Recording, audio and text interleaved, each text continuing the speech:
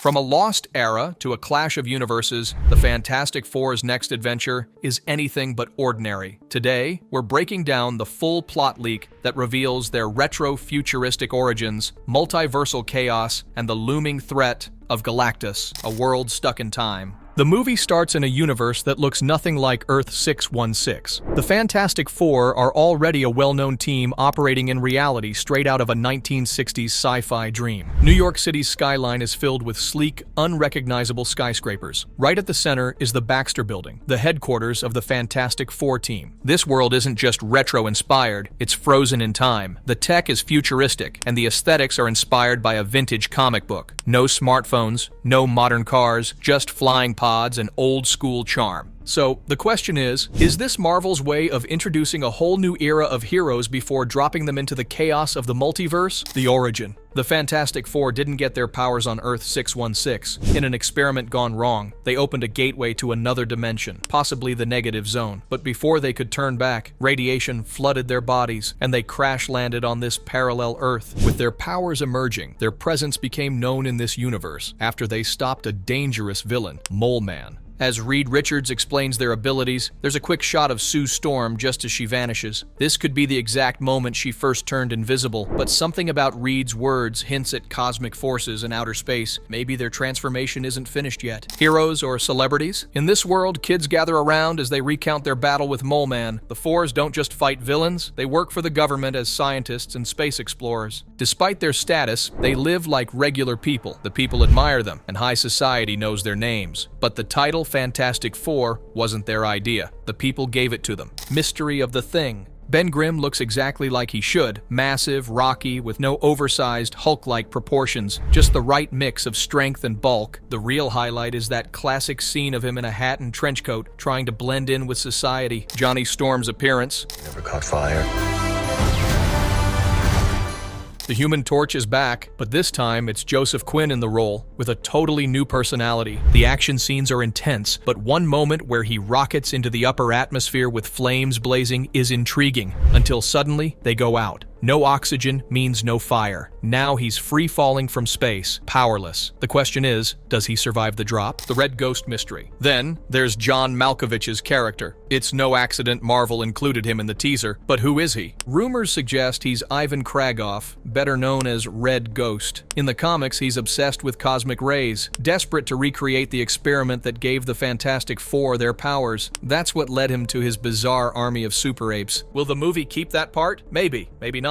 But one thing's certain, his presence means trouble. Classic costumes. At some point, the team appears in matching outfits that immediately stand out. It pays tribute to the Beatles' legendary Ed Sullivan Show performance in 1964. As for their actual costumes, they stay true to the comics. Simple, practical, and very much in line with the 1960s aesthetic of this universe. Chances are, they'll get an upgrade when Avengers Doomsday rolls around. Herbie. For months, fans have speculated about who would voice Herbie, the Fantastic Four's robotic assistant, but the trailer clears up any debate. He doesn't have a voice at all. His clunky old-school design fits right into this retro-futuristic world, and despite saying nothing, he already stands out. If Marvel plays this right, he's bound to steal a few scenes and flood toy shelves everywhere. Classic ride? That's right, the Fantasticar is here. And while it might not be the flashy, high-tech version fans expected, it's unmistakably their ride. The real genius, Reed Richards, is working with 1960s technology. When he eventually finds himself in Earth 616, the advancements there might be overwhelming. Even then, this is what he's managed to create here. While its transformation is seamless, there's one question. Where does the Thing fit in? A family with secrets. Reed and Sue have a son. The Thing has a girlfriend. Johnny is the public face of the group, handling their image. On the surface, everything seems perfect. But there's tension, unspoken truths, and moments that hint at a deeper issue. It's not just the usual stress of being a superheroes, they're hiding something. Whatever it is, it's big. And when the truth comes out, it could change everything. A broken team reunites.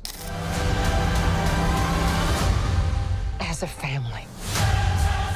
The Fantastic Four aren't the same anymore. After Franklin Richards was born, the team fell apart, each going their separate ways. No more missions, no more adventures, just a quiet, ordinary life. But that won't last, and something might force them back together. The truth comes out. The real secret reveals that they don't belong to this universe. They came from the sacred timeline. Everything they've built in this retro-futuristic world is just a cover. What happens when this world realizes its beloved heroes are outsiders? Worse, what happens when the people they've grown close to find out? A divided team. From the moment they arrived, they've been working to return home, to the sacred timeline. Years have passed, and while they've built a life here, their real families are still waiting on the other side. And when the truth comes out, the Fantastic Four are exposed as imposters, outsiders from another universe. But just as they finally crack the code to return home, not everyone wants to leave. Some are ready to go back, to reunite with the families they lost. But others can't just abandon this world. Galactus is about to consume it, and they've grown attached. They want to stop him before they leave, but a reality-shattering event might be the final push that forces them back to their true home. A warning or betrayal from the stars. During a government space mission, they come face-to-face with a cosmic being, the Silver Surfer. But this isn't the version fans might expect. In this universe, the Surfer is a she. Now, she might not be here to fight. She's here to warn them. Galactus, the Devourer of Worlds, is coming, and Earth is in danger. Another rumor is the Silver Surfer returns to Earth to prepare it for Galactus. The Fantastic Four might stand in her way, but during the battle, she learns their secret.